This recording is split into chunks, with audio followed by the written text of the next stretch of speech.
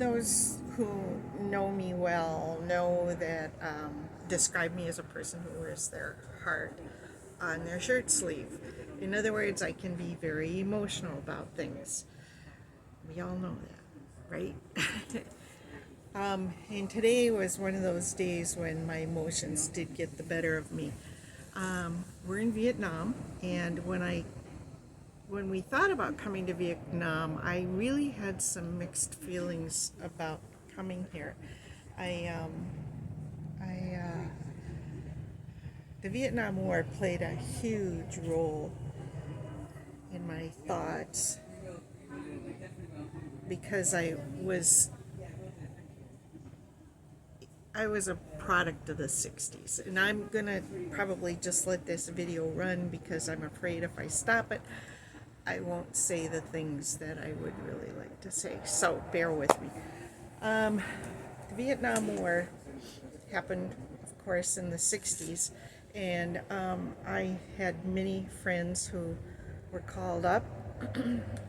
My very, very good friend died in the Vietnam War, and I remember the night when there was the draft with the balls and your birth date, and they were pulling out the numbers, and it was a treacherous time, and people too were debating about whether they were going to leave the country, whether they were going to go to Canada, whether they were going to be a draft dodger. Some people just got married. In the early days of the Vietnam War, you got a deferment if you were married, and some people just quickly got married so that they could avoid the draft. I really saw no reason for the war back then, and I did participate in protests, and it just consumed a lot of my thoughts. And you got to remember too, I'm a journalist, so news is always kind of like right there. So when we were coming to Vietnam, I had all of this in the front of my mind. It just came pouring to the front of my mind. And when I got here and I saw the beauty of this country and the beauty of the people, I really kind of got pissed off at our country and what we did to these people. Well, today we went to an ancient Hindu temple complex near Hoi An, where we're staying for a month. And this ancient Hindu temple, it has a strong history, and if you want to know more about it, you can certainly look it up. You can see some of my photos and things. And it was about the Chamba people, and again, this is something that you can read about. But it was a very moving experience for me on several levels, but probably the main one is that this temple complex, which is huge, was carpet bombed by the United States. And there's still craters there from the bombs. You can see the bullet holes in the walls of the temple. There is excavation going on because this temple complex has got a deep history here in Vietnam, and because of the Hindu people,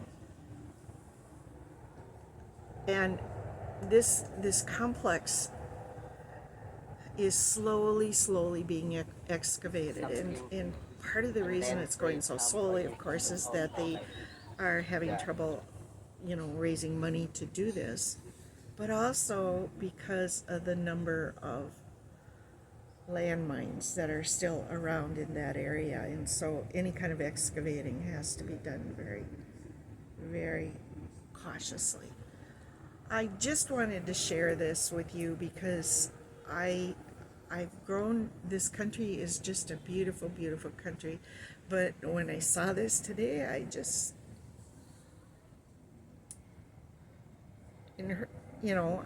broke down in tears. And my tour guide was a kind man, and boy, I'm going to recommend this tour company. I'll put a link at the end of this video. I didn't realize that I was crying, and he saw that I was crying, and so he kind of pulled me aside and he said, "Are you okay?" I explained to him why I was crying.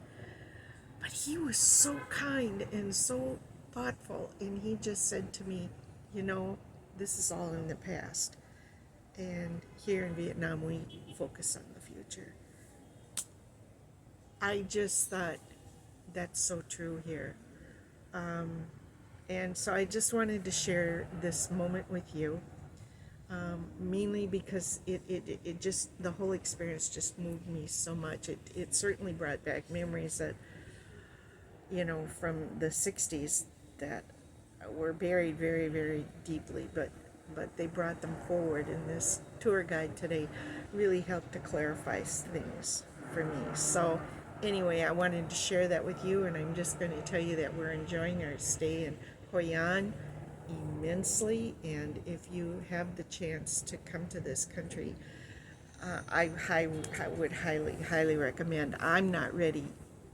I don't think I'd ever be ready to go to some of the places where John McCain was held, or where the My Lai massacre was, the Mekong Delta, even Ho Chi Minh City or Saigon. I'm just not ready for that.